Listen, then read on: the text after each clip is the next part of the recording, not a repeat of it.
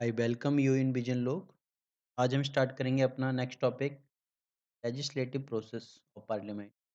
तो पार्लियामेंट का कानून बनाने का जो प्रोसेस है उसको हम देखेंगे कि कैसे पार्लियामेंट कानून बनाती है, क्या क्या प्रोसेस होते हैं, उसके बीच में किस किस कौन कौन से स्टेप होते हैं और कैसे हमारा एक कानून बनाया जाता है। डिटेल में हम इन चीज़ को डिस्कस करेंगे। वीडियो को लाइक कीजिए, चैनल को सब्सक्राइब कीजिए। स्टार्ट करते हैं। Legislative process of parliament. तो लेजिस्लेटिव प्रोसेस जो है उसका जो पार्लियामेंट का काम है that is the pass the bill, किसी भी बिल को पास करना। ठीक है, तो ये जो हमारा काम होता है ये होता है हमारा पार्लियामेंट में। अब पार्लियामेंट का मतलब क्या होता है ये ऑलरेडी मैं डिस्कस कर चुका हूँ ऑलरेडी। तो अकॉर्डिंग टू आर्टिकल 79 यहाँ पर बताया गया पार्लियामेंट का मतलब है हमारा प्रेसिडेंट, राज्यसभा प्लस लोकसभा, इन तीन को मिलके हमारा बनता है पार्लियामेंट। किसी भी बिल को पास कराना है, कोई भी हमारा कानून बनाना है, तो वो हमारा बनाया जाता है पार्लियामेंट के द्वारा। अब हम स्टार्ट कैसे करेंगे इस प्रोसेस को, कैसे कानून बनाया जाएगा? तो सबसे पहले एक बिल का प्रपोज़ल तैयार किया जाता है लेजिस्लेचर के लिए और उसके बाद में क्या होता है, it become an act after pass the parliament. ठीक है? जो हमारा प्रपोज़ल है वही हमारा पार्लियामेंट उसको पास कर देती है, तब वो क्या बन जाता है, हमारा एक्ट बन जाता है, उसको हम बोलते हैं एक्ट। ठीक है? तो इससे बिल से हम एक्ट कैसे बनता है हम इसको देखेंगे। तो प्रोविज़न क्या है? तो सबसे पहले हम देखते हैं provision has to introduce bill.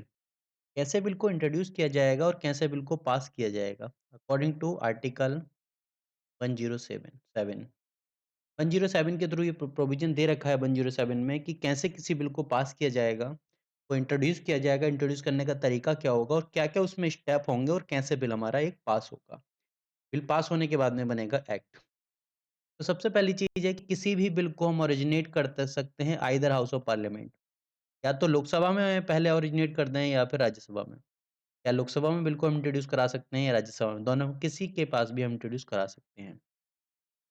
और पास बाय बोथ हाउस, जब वो दोनों हाउस से पास हो जाएगा विद ए मेजॉरिटी। ठीक है, अब बिल किस टाइप का है, कैसी उसके अंदर मेजॉरिटी रिक्वायर्ड होगी। ठीक है, ये मेरे टाइप ऑफ मेजॉरिटी वाली वीडियो में जाकर देख सकते हैं। किस किस टाइप की मेजॉरिटी होती है, कैसे कौन कौन से बिल के लिए कितनी हमारी मेजॉरिटी लगती है। ठीक है, तो उस मेजॉरिटी से जैसे ही दोनों हाउस से पास हो जाएगा, उसके बाद में वो जाएगा प्रेसिडेंट के पास और प्रेसिडेंट उसके ऊपर अपने सिग्नेचर देगा और प्रेसिडेंट के सिग्नेचर मिलते ही वो हमारा बिल एक्ट बन जाता है। हम इसी प्रोसेस को देखते हैं। देखो सबसे पहले क्या होगा, बिल को इंट्रोड्यूस किया जाएगा। बिल को इंट्रोड्यूस किया गया कहाँ पर, लोकसभा या राज्यसभा में। ठीक है, और इंट्रोड्यूस किसके द्वारा किया जाएगा, या तो इसको प्राइवेट मेंबर इंट्रोड्यूस करा सकता है या कोई minister introduce. Private member minister क्या होते हैं आगे हम डिस्कस करेंगे। तो प्राइवेट मेंबर या मिनिस्टर दोनों में के कोई भी बिल को इंट्रोड्यूस करा सकते हैं। और बिल जो इंट्रोड्यूस होगा वो विद और without recommendation of president, president की रिकमेंडेशन के साथ भी और हो सकता है उसके बिना भी, वो बिल की कैटेगरी पर डिपेंड करेगा किस टाइप का बिल है। ठीक है, अगर उस बिल के लिए रिक्वायरमेंट होगी, कॉन्स्टिट्यूशन में मेंशन होगा कि ये बिल हमारा प्रायर रिकमेंडेशन ऑफ प्रेसिडेंट के साथ होगा, तो उसमें प्रेसिडेंट की रिकमेंडेशन लगेगी। अदरवाइज बिना प्रेसिडेंट की रिकमेंडेशन के ही वो बिल पास कर दिए, बिल को इंट्रोड्यूस करा दिया जाएगा पार्लियामेंट में। अब बिल पास होने के बाद में बिल की हमारी दो कंडीशन है। पहली चीज, या तो वो लोकसभा जा सकता है या राज्यसभा जा सकता है। लोकसभा अगर बिल गया, मान लो कि हमने बोला कि हमारा बिल गया लोकसभा में, लोकसभा में पास होगा, पास बाई मेजॉरिटी, मेजॉरिटी से जिस टाइप की मेजॉरिटी चाहिए होगी मेजॉरिटी से पास होगा। पास होने के बाद में दोबारा फिर कहाँ आएगा, राज्यसभा जाएगा। राज्यसभा में वही वही क्या होगा, पास बाई मेजॉरिटी के साथ पास होगा। और जैसे ही वहां से राज्यसभा से ही पास हो जाएगा बिल हमारा, उसके बाद में हमारा बिल जाएगा असेंट बाई प्रेसिडेंट। अब प्रेसिडेंट उसके ऊपर सिग्नेचर करेगा बिल के ऊपर। प्रेसिडेंट के सिग्नेचर होते ही बिल हमारा क्या होगा, एक्ट बन जाएगा। प्रेसिडेंट ने सिग्नेचर की और बिल हमारा क्या बन गया, एक एक्ट बन गया। अब जब प्रेसिडेंट के पास बिल हमारा जाएगा तब प्रेसिडेंट के पास ऑप्शन है। तो प्रेसिडेंट के जो एसेंट का जिक्र किया गया है वो हमारे आर्टिकल 111 के अंदर, ठीक है, बताया गया है कि एसेंट बाय प्रेसिडेंट, तो प्रेसिडेंट उसके ऊपर सिग्नेचर करता है, साइन करता है। अब प्रेसिडेंट के पास ऑप्शन है कि हो सकता है प्रेसिडेंट बिल को रिजेक्ट कर दे।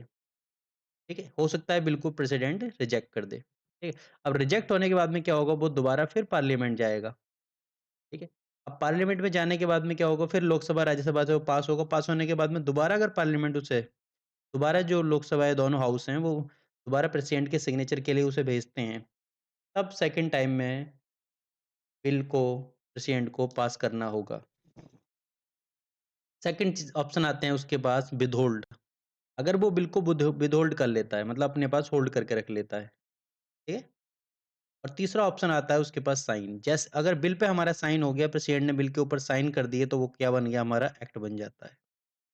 प्रेसिडेंट के पास ये 3 ऑप्शन है हमारे। हम इसको डिटेल में देखते हैं कि बिल क्या होते हैं, टाइप ऑफ बिल।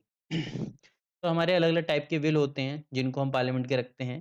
तो टाइप ऑफ बिल देखेंगे, देखो बिल की जो कैटेगरी होती है, ठीक है?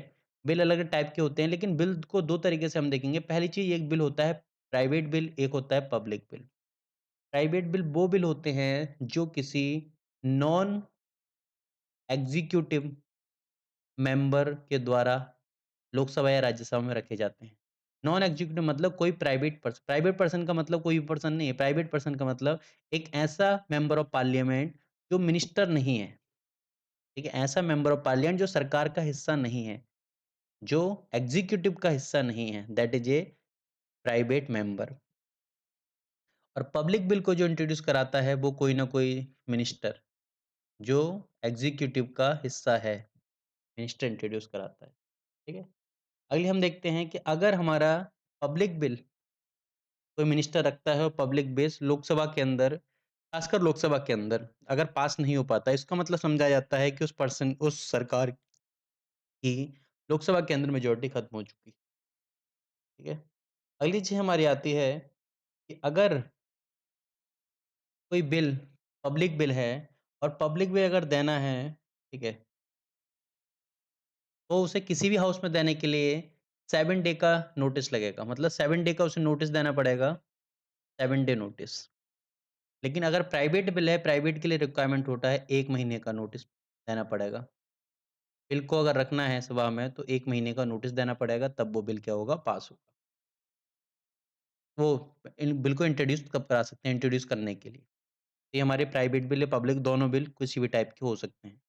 ठीक है? जो भी बिल होगा ये अलग-अलग टाइप के बिल होते हैं, वो बिल पब्लिक बिल भी हो सकता है, प्राइवेट मतलब कौन उस बिल को लोकसभा या राज्यसभा हाउस में लेके आ रहा है, इसका मतलब वो प्राइवेट या पब्लिक। हम देखते हैं टाइप ऑफ बिल। तो कॉन्स्टिट्यूशन के अंदर अलग-अलग टाइप के बिल मेंशन किए गए हैं। जैसे हमारा सबसे पहला आता है constitution amendment bill. Constitution amendment मतलब कॉन्स्टिट्यूशन में चेंज करने के लिए अकॉर्डिंग टू आर्टिकल 368, ठीक है? अकॉर्डिंग टू आर्टिकल 368, आर्टिकल 368 के अकॉर्डिंग क्या होता है, हमारा कॉन्स्टिट्यूशन के अंदर चेंज होता है। तो इसका काम होता है कॉन्स्टिट्यूशन के अंदर बदलाव करने। कॉन्स्टिट्यूशन किसी भी प्रोविज़न को चेंज करना है, किसी को हटाना है, किसी नए प्रोविज़न को जोड़ना है, तो उसके लिए हम यूज़ करते हैं कॉन्स्टिट्यूशन अमेंडमेंट बिल। अब कॉन्स्टिट्यूशन अमेंडमेंट बिल किस टाइप से पास होता है, ये मेरी amendment of constitution bill constitution amendment act की वीडियो में जाके देख सकते हैं, कैसे कॉन्स्टिट्यूशन को अमेंडमेंट किया जाता है। ठीक है? तो इसका यूज़ हमारा करते हैं टू अमेंड द कॉन्स्टिट्यूशन, ठीक है? अब अमेंडमेंट का क्या किस टाइप से किया जाएगा, तो वो एज़ पर कंसर्न्ड आर्टिकल। हर आर्टिकल के ऊपर 368 अप्लाई होगा, ठीक है? उसकी कंडीशन क्या है, वो उस आर्टिकल में मेंशन होगी। अगर मेंशन नहीं है, तो इसका मतलब जनरल कंडीशन अप्लाई होगी, ठीक है? 368 के अकॉर्डिंग वो पास किया जाएगा 2/3 मेजॉरिटी के साथ, ठीक है? अगली चीज़, bill introduce only in parliament. Bill को हम केवल पार्लियामेंट के अंदर इंट्रोड्यूस करा सकते हैं।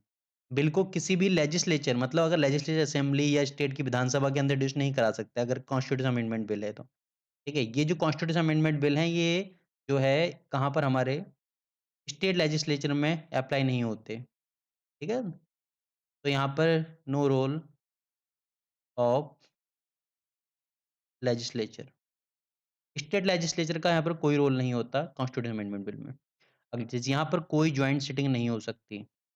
जॉइंट सीटिंग का जो प्रोविज़न हमारा दे रखा है, वो आर्टिकल 108 में दे रखा है।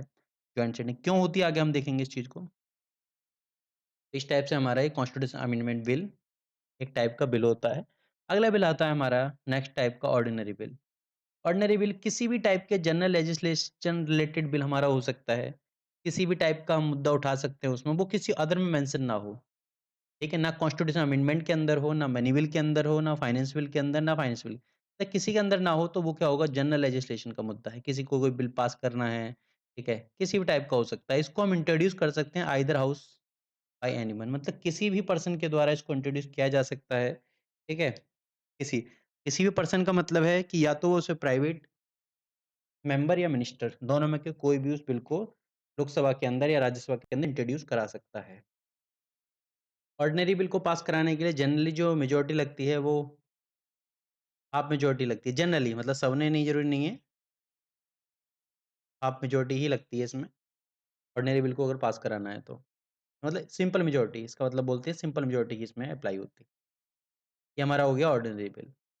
ऑर्डिनरी बिल को हम डिटेल में चेक आगे आगे और डिस्कस करेंगे कि क्या-क्या स्टेप होते हैं इसमें। अगला हमारा बिल आता है मनी बिल। अगला हमारा बिल आता है मनी बिल। तो मनी बिल में देखेंगे हम मनी बिल को किस टाइप से पास कराया जाता है। तो मनी बिल का देखेंगे हम, मनी बिल क्या है? और मनी बिल को बताया गया है कि मनी बिल जो एक टाइप का बिल है, ठीक है? इसको डिफाइन किया गया है हमारा आर्टिकल 110 में। 110 में बताया गया है कि मनी बिल वो बिल है जो टैक्स रिलेटेड मैटर देखता है। जिस बिल के अंदर टैक्स रिलेटेड मैटर होते हैं, regulation of borrowing money by union government या फिर कंसोलिडेटेड फंड रिलेटेड जो मैटर होते हैं, इसके अलावा public account, contingency fund of India related matter जो होते हैं, वो सब हमारे किस में आते हैं? Money bill. एक मनी बिल है या नहीं है? मतलब मनी बिल किसको हम कहेंगे? मनी बिल मैं ऑलरेडी बता चुका हूँ, ये इस टाइप के जो बिल होंगे वो मनी बिल होंगे। लेकिन स्पीकर के पास पावर है, ठीक है? Speaker is the only authority to decide a money bill, ठीक है? तो अगर वो बिल मनी बिल है या नहीं है, इस चीज़ की जो पावर डिसाइड करने की पावर है, वो स्पीकर के पास है। अगर स्पीकर ने बोल दिया कि ये जो बिल है मनी बिल है, ठीक है? तो वो क्या होगा हमारा मनी बिल मान लिया जाएगा। ठीक है, अगर स्पीकर ने मना कर दिया तो वो मनी बिल नहीं होगा। मतलब सब कुछ स्पीकर के हाथ में होता है और स्पीकर का जो डिसीजन होता है वो फाइनल होता है। स्पीकर के डिसीजन को किसी भी कोर्ट में चैलेंज नहीं किया जा सकता। ये भी मेंशन किया गया है आर्टिकल 110 में, ठीक है। अब ये सब जो बिल होते हैं हमारे फाइनेंस से रिलेटेड होते हैं, लेकिन फाइनेंस रिलेटेड में भी हमारे जो बिल आते हैं, वो हमारे यही आते हैं टैक्स रिलेटेड इस टाइप के मैटर जो होंगे। मनी बिल को सिर्फ़ इंट्रोड्यूस किया जा सकता है सिर्फ़ लोकसभा में, on the recommendation of president. President की रिकमेंडेशन के साथ उसको लोकसभा के अंदर इंट्रोड्यूस किया जा सकता है बाय मिनिस्टर, उसको कोई प्राइवेट पर्सन नहीं कर सकता, ठीक है? इसका जो प्रोसीजर मेंशन किया गया है, ये हमारा प्रोसीजर मेंशन किया गया है, आर्टिकल 109। आर्टिकल 109 बताता है कि जो इसको मनी बिल को जो इंट्रोड्यूस किया जाएगा लोकसभा में विद प्रेसिडेंट रिकमेंडेशन के साथ इंट्रोड्यूस किया जाएगा पार्लियामेंट के किसी मिनिस्टर के मतलब पार्लियामेंट का में जो खुद एक मिनिस्टर है, उसके द्वारा इंट्रोड्यूस कराया जाएगा इसको। यहाँ पर जो राज्यसभा की होती है, बहुत लिमिटेड पावर होती है राज्यसभा की। मतलब राज्यसभा के अंदर पहली बार तो फर्स्ट इंस्टेंस में इसको इंट्रोड्यूस नहीं किया जा सकता। सेकंड टाइम में जब लोकसभा पास कर देगी तब राज्यसभा में जाएगा। उसमें भी हमारी कंडीशन ये है कि राज्यसभा उसको रिजेक्ट नहीं कर सकती, नॉट रिजेक्टेड। मनी बिल को राज्यसभा रिजेक्ट नहीं कर सकती। इसके अलावा मनी बिल को 14 डे के अंदर मतलब जो मनी बिल का जो टाइम पीरियड होता है राज्यसभा के लिए वो सिर्फ़ 14 डे होता है। अगर उसने 14 डे में जवाब नहीं दिया, कोई बहस नहीं की मतलब 14 डे में भी उसने बिल को पास नहीं किया, ये रिजेक्ट तो कर ही नहीं सकता। अगर 14 दिन के अंदर उसने बिल को पास नहीं किया तो वो ये मान लिया जाएगा कि राज्यसभा से पास हो चुका है। ठीक है? 14 दिन का टाइम है सिर्फ़। 14 दिन के टाइम के बाद में राज्यसभा से भी मान लिया जाएगा पास हुआ है। लेकिन राज्यसभा 14 दिन से पहले ही इसमें कुछ अमेंडमेंट कर देती है। ठीक है? अमेंडमेंट करने के बाद में वो दोबारा लोकसभा जाएगा। अब लोकसभा के ऊपर है मर्ज़ी है वो उस अमेंडमेंट को माने या नहीं माने। अगली चीज़ हमारी आती है प्रेसिडेंट कैन नॉट रिटर्न। इस टाइप के बिल को प्रेसिडेंट रिटर्न नहीं कर सकता। क्यों? क्योंकि ये बिल जो है प्रेसिडेंट की रिकमेंडेशन के साथ ही प्रेसिडेंट ने ही रिकमेंड किया है, तो प्रेसिडेंट इसको रिटर्न भी नहीं कर सकता। क्योंकि जो चीज़ इंट्रोड्यूस की गई है प्रेसिडेंट के रिकमेंडेशन से ही, उसको प्रेसिडेंट अब दोबारा रिटर्न नहीं कर सकता क्योंकि प्रेसिडेंट ने ही उसको इजाज़त दी थी, ठीक है? ताकि आप इस बिल को पास कराओ या रिकमेंड किया था उसके लिए। तो प्रेसिडेंट इसमें रिटर्न नहीं कर सकता अकॉर्डिंग टू आर्टिकल 109 आर्टिकल 109 के अकॉर्डिंग। अगले हमारे आते हैं, सेकंड टाइप का फाइनेंस बिल आता है। मतलब ये जो हमारे यहाँ मनी बिल, फाइनेंस बिल ये सब क्या होते हैं? एक टाइप के फाइनेंस बिल होते हैं। मतलब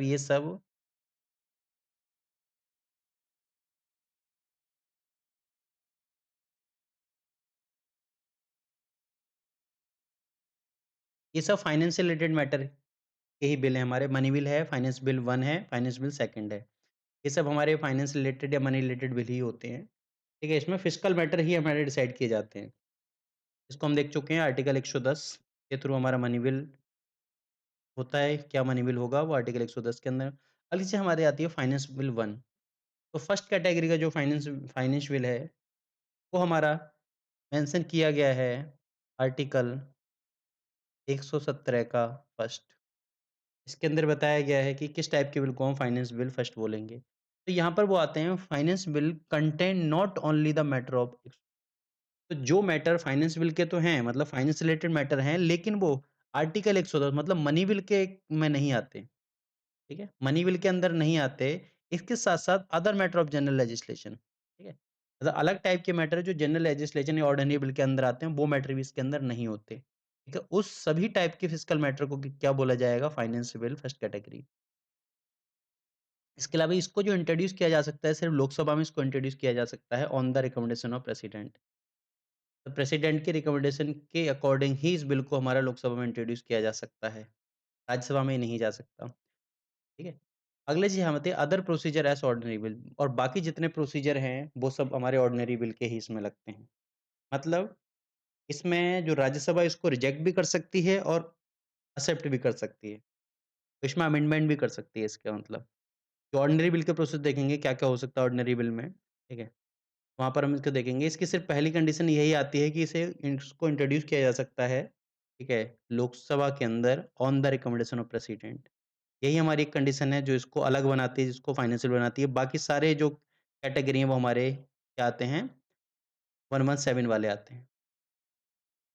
अलग से कैटेगरी डिफाइन की गई हैं। ठीक है? तो अदर प्रोसीजर हमारे ऑर्डिनरी लॉ की तरह ही डील होते हैं। अगली चीज़ हमारी इसमें जॉइंट सिटिंग अलाउ है, मतलब जॉइंट सिटिंग इसमें हो सकती है। जॉइंट सिटिंग का ऑप्शन इसमें है, अगर प्रेसिडेंट को लगता है कि जॉइंट सिटिंग आगे देखेंगे जॉइंट सिटिंग कैसे होती है हमारी। अगली चीज़ हमारी आती है फाइनेंस बिल कैटेगरी 2।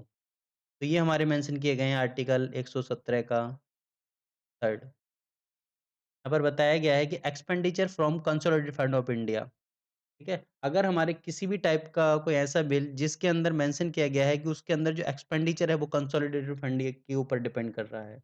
मतलब कंसोलिडेटेड फंड ऑफ इंडिया के रिलेटेड मतलब उससे जितने भी हमारे खर्चे हो रहे हैं, लेकिन वो मैटर जो मैटर ऑफ आर्टिकल 110 के अंदर नहीं आते। जो अगर कंसोलिडेटेड इंडिया के मैटर आर्टिकल 110 में ऐड कर लिए गए हैं, ठीक है। अगर जो नहीं किए गए हैं, उन्हीं को यहाँ पर बात की जा सकती है कि जो कंसोलिडेटेड फंड इंडिया के ऊपर डिपेंड हैं। Can not pass by any house unless the president has recommended to house, ठीक है। इस बिल को जब तक पास नहीं किया जा सकता, प्रेसिडेंट दोनों हाउस को रिकमेंड ना कर दे कि इस बिल को कंसीडर करो। इसके अलावा बाकी जितने हैं treat as the ordinary bill in all respect.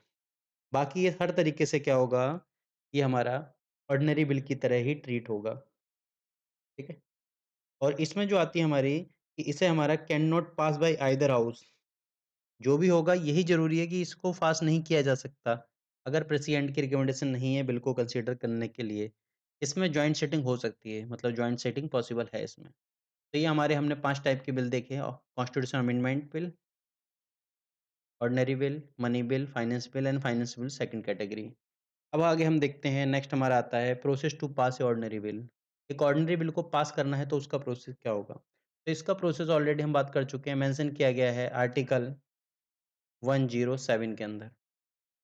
Article 107 में प्रोविज़न बताया गया है कि कैसे एक बिल को पास किया जा सकता है। तो इसको पास कराने के हमारे अलग-अलग स्टेज होते हैं। जैसे पहला स्टेज आता है कि हमने क्या किया, बिल को इंट्रोड्यूस कराया।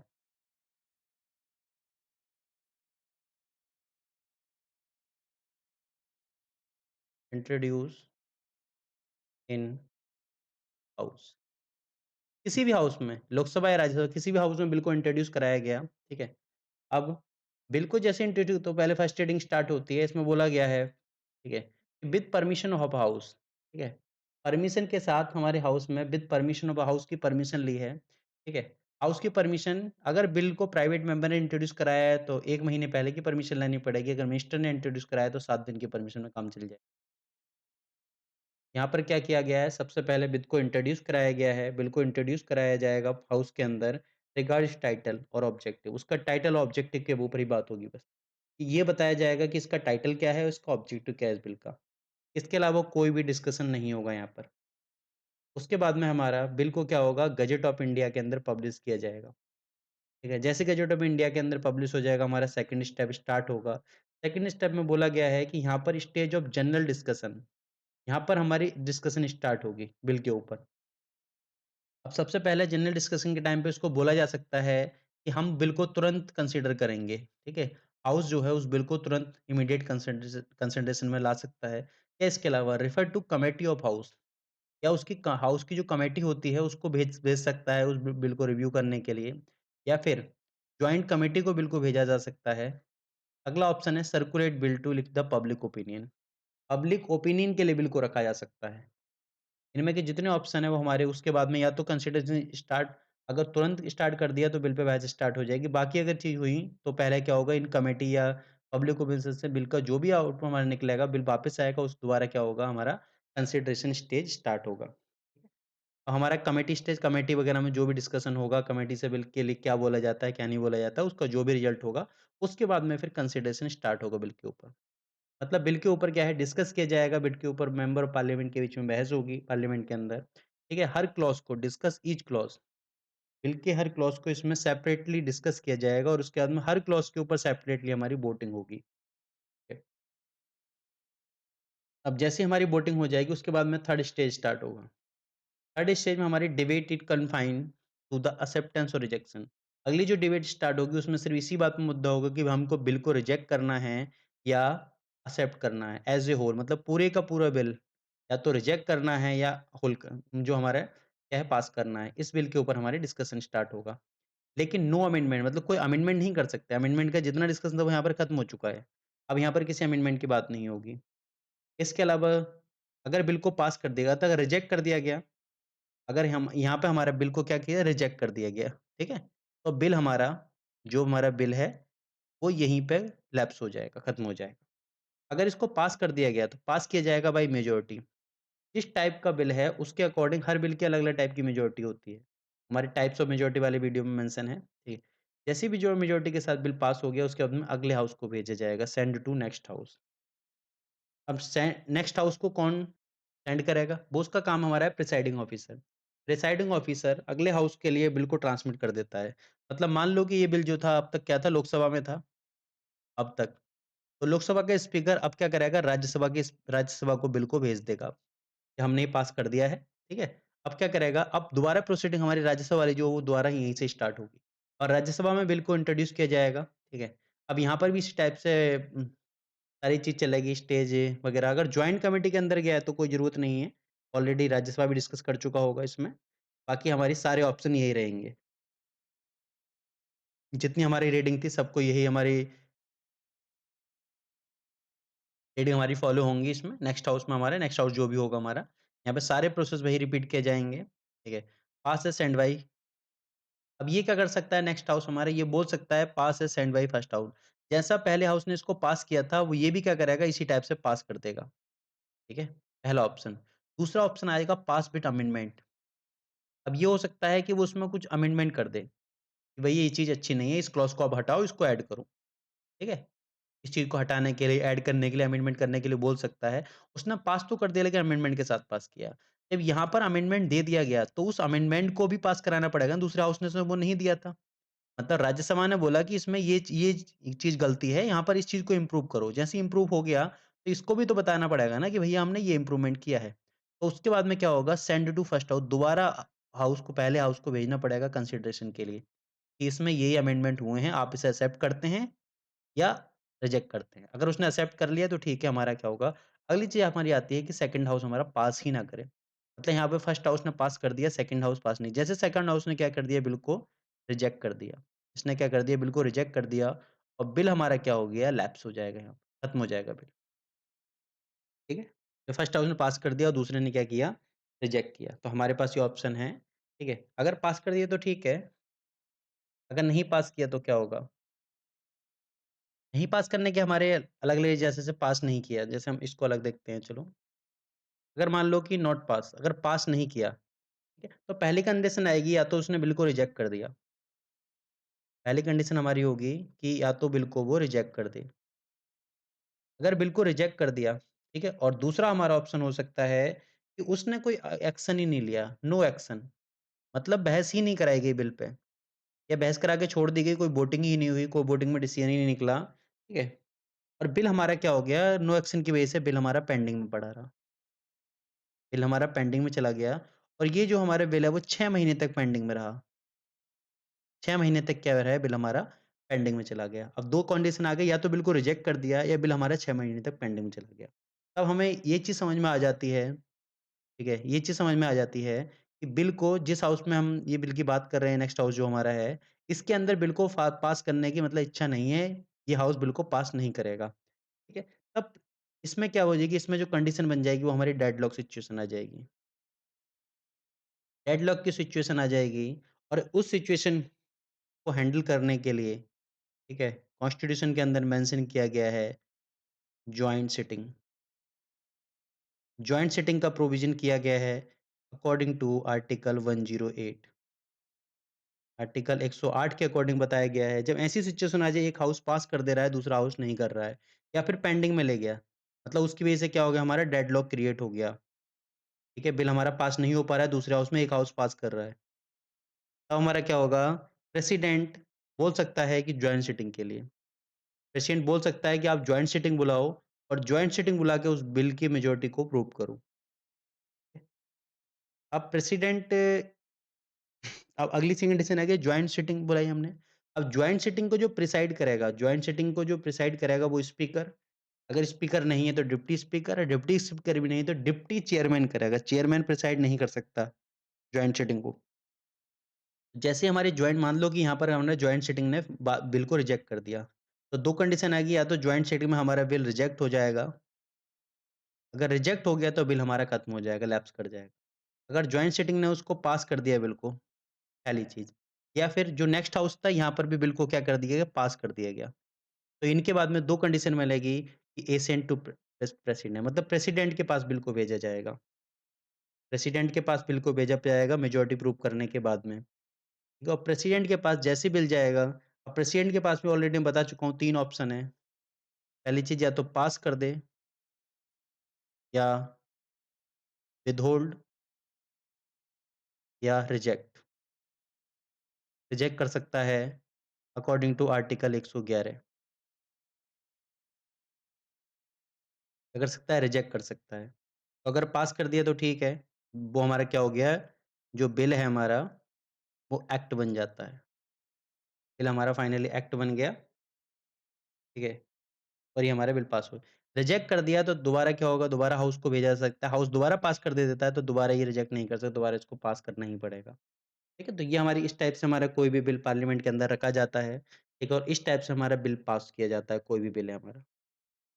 अगला हम देखते हैं पार्लियामेंट के अंदर कौन-सी लैंग्वेज हुई? मतलब इतना पार्लियामेंट के अंदर जो बहस हो रही है, उसकी बहस के टाइम पे या पूरे जो बिज़नेस है, उसको हैंडल करने के लिए language to be used in parliament.